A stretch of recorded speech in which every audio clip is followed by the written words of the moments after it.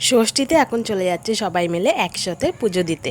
তো জামাই ষষ্ঠীতে সবাই জামাই মা শাশুড়িরা জামাইকে নিয়ে যাচ্ছে, আমরা মেয়ে আর এই যে আমার পুচকেটা, তাদের সবাই একসাথে আমরা এখন পুজো দিতে যাচ্ছি। তা পুজো দেওয়ার পর বৌমনি আর দাদা ভাই চলে যাবে শ্বশুরবাড়ি, মানে দাদা শ্বশুরবাড়ি।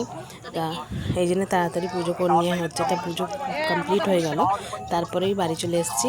ওরাও চলে যাবে বলে একটুখানি মা ফুটা দিয়ে দিল, তারপরে ওরা চলে যাবে। আর এইদিকে আমি মেয়েটাকে ফুটা দিয়ে প্রসাদ খাই দিলাম। তা ও তো যা পাকা আর যা কথা ওর, সবাই হাসে, হাসারই কথা। যাই হোক,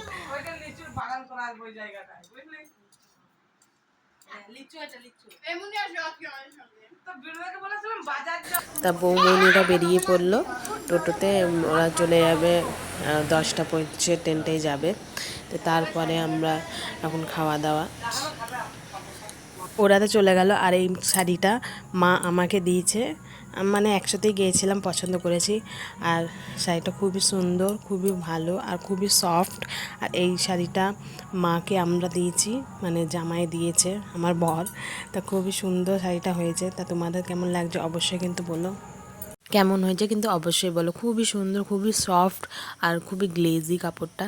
আর দিদি দিয়েছে এটা মাকে, এই জাল কাতান শাড়িটা। ওরও কালারটা খুবই সুন্দর, খুবই মিষ্টি কালার। তা যাই হোক, দুটোই শাড়ি মায়ের খুবই সুন্দর।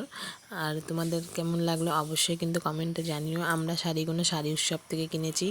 তা তোমাদের কেমন লাগলো অবশ্যই কিন্তু কমেন্টে বলো। Bye bye.